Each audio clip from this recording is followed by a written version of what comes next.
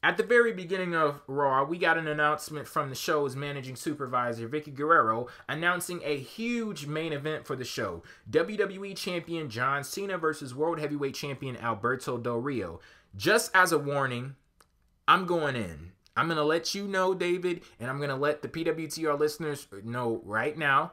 When I start talking, I am going in. But David, you know, just so you guys are prepared for all of that, but I'm gonna go ahead and let you give Hold your on, let thoughts me on this let me situation. grab a helmet, maybe some knee pads. Seems like it's gonna be dangerous.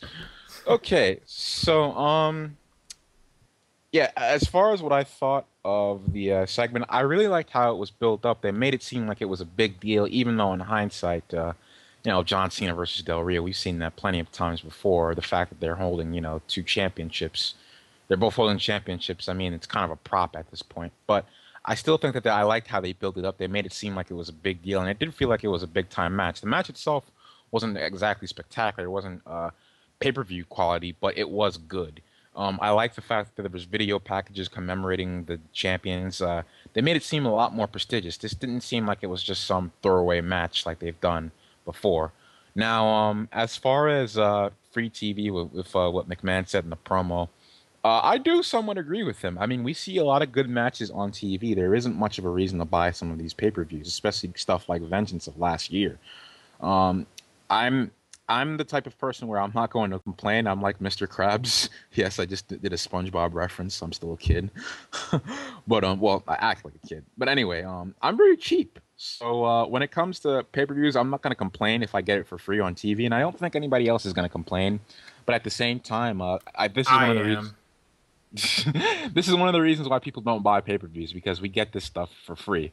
So yeah, as far as the ending of the match, we didn't have to exactly have John Cena win. I think that the World Heavyweight Championship, especially SmackDown, you got to throw these guys a bone, man. I mean, come on, did John Cena really need that? I mean, you could have had Mark Henry, beat him up while the ref wasn't looking. I mean, Del Rio needs all the credibility he can get. John Cena, he lost. He wasn't too hot last year, and he's fine. Well, he's not really fine. He's getting booed out of arenas night in and night out, but nothing has really changed. So, but it wasn't detrimental. I mean, could have been they could have did a better decision. But I'm happy I got a free match on TV. But it's not something that they should. Well, from a business perspective, it's not something they should do very often. So I'm going to hide under a desk now because this is going to be yeah. This seems like J-Dub is he's serious business right now.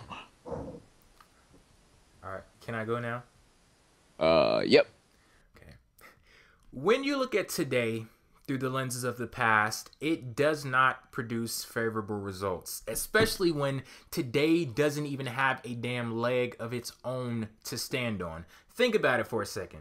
Champion versus champion. What should be the biggest match you could possibly put together, you announce it on the day of the show, and you build it by showing us how important the championships used to be. And I'm not going to mention how you quote unquote borrowed the lineage of the NWA championship for the world title, which actually started in 2002 and Triple H was the first champion. So there's no way in hell Lou Thesz could have won that title. And there's actually someone holding the NWA championship to this very day, but I digress. But I would like a little clarification on how that works, though. How could WWE borrow the lineage of the NWA World Championship? But like I said, moving on, back to my point, they built the match on how important the championships used to be, and if they were anywhere near that important today, the damn match never would have happened in the first place, or at least in the way that it did. The original concept of having two separate world championships was based off of the separate brands, SmackDown and Raw. When WCW and ECW went out of business, WWE had this genius idea that, hey, we're going to create competition for ourselves. SmackDown versus Raw. That's how you got the whole title of the video game series, all of that good stuff. They were both under the WWE umbrella, but Raw and SmackDown ran independently of each other. They were supposed to be their own separate promotions with their own world champions. Somewhere along the lines, WWE just said fuck it and gave up on the whole concept. But for some reason, they still have two world championships in WWE today. I don't even like the fact that the world champions are on the same show, let alone competing in a match on that show. When Vince McMahon said, oh, you're giving away matches on TV for free when this should be a pay-per-view main event, I agreed with him. And I actually posted on Twitter, thank you, Vince. But then Marquise9311, loyal PWTR listeners here, he says even if he is the one giving away the free pay-per-view matches. And then I, thought about it like, damn, like, it is him. Like, we know Vickie didn't make that damn match. He made the fucking match. And then the fact that you understand the problem, but you go ahead and throw the match on anyway, I do have a problem with that. Because which would you rather have? Would you rather have a fly-by-night, throwaway, champion versus champion match on free TV? Or would you rather have, like, a long, sustained feud, build-up, a match with actual story? I actually recommend it for WrestleMania 30, champion versus champion, winner take all. But then when they do stuff like that, it decreases the value of them doing something like that at WrestleMania. Because when they throw this shit on TV like it's nothing, why would I want to pay for it at WrestleMania? How are you going to make it any more important than you tried to make this one?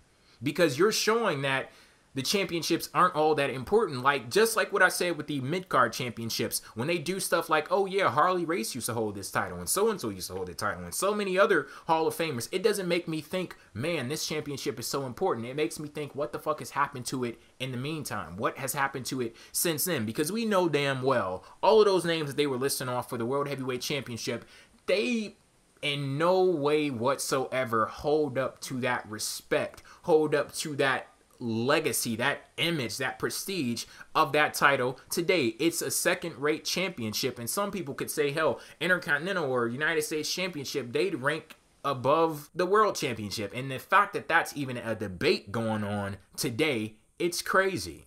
It absolutely is. And